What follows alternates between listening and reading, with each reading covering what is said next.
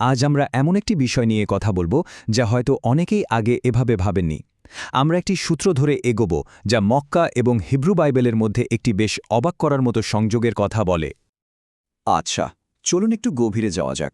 দেখুন, শত শত বছর ধরে জেরুজালেম আর মাক্কাকে আব্রাহামিক ধর্মগুলোর জন্য দুটি আলাদা আধ্যাত্মিক কেন্দ্র হিসেবেই দেখা হয়েছে। একটা ইসহাকের বংশধারার সঙ্গে যুক্ত, অন্যটা ইসমাইলের। আমরা আজ যে সূত্রটা নিয়ে আলোচনা করছি সেটা ঠিক এই প্রশ্নটাই সামনে নিয়ে আসে, আর এর উত্তর খুঁজতে একটি পবিত্র ধর্মগ্রন্থের একটিমাত্র শব্দের দিকে ইঙ্গিত করে। তো এই অনুসন্ধানের শুরুটা হচ্ছে হিব্রু বাইবেলের ভেতর থেকে। আরও নির্দিষ্ট করে বললে বুট অফ সামস বা সাম সঙ্গীতে ৮৪ নম্বর অধ্যায় থেকে। এই যে নির্দিষ্ট শ্লোকটা, এটাই কিন্তু আমাদের আলোচনার একেবারে কেন্দ্রে। এখানে একটা তীর্থযাত্রার কথা বলা হচ্ছে, যেটা বাঁকা উপত্যকা নামের এক জায়গার মধ্যে দিয়ে গেছে। যে সূত্রটি আমরা দেখছি সেটির যুক্তি হল এই একটা মাত্র শব্দ বাঁকা, এটাই যেন পুরো সংযোগটার রহস্য খোলার চাবিকাঠি। এই ব্যাখ্যার মূল ভিত্তিটাই হল হিব্রু শব্দর বাঁকা আর আরবি শব্দ বাক্কায়ের মধ্যকার এই অসাধারণ মিল। ব্যাপারটা কিন্তু বেশ ভাবার মতো, তাই না?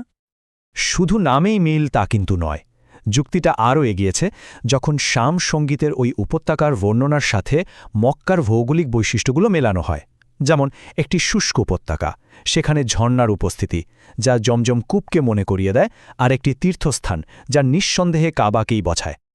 আর এই সংযোগটা আরও জোরালো হয়ে ওঠে যখন আমরা দেখি যে কোরআনেও কিন্তু মক্কাকে এই প্রাচীন নামে অর্থাৎ বাক্কা নামেই উল্লেখ করা হয়েছে। তার মানে মূল বিষয়টা হল বাক্কা কোনো অন্য জায়গা নয়, বরং মক্কার শহরেরই আদি বা আসল নাম হিসেবে তুলে ধরা হচ্ছে। আচ্ছা, তাহলে এই ব্যাখ্যার ওপর ভিত্তি করে ইসলামের ইতিহাসের একটা খুব গুরুত্বপূর্ণ ঘটনাকে কিভাবে নতুন করে দেখা যায়, চলুন সেটা নিয়ে কথা বলা যাক।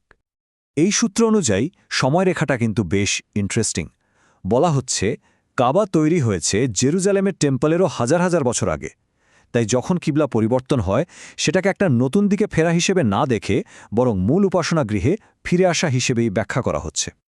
এই পরিবর্তনটা কিন্তু কোনো সাধারণ ঘটনা ছিল না।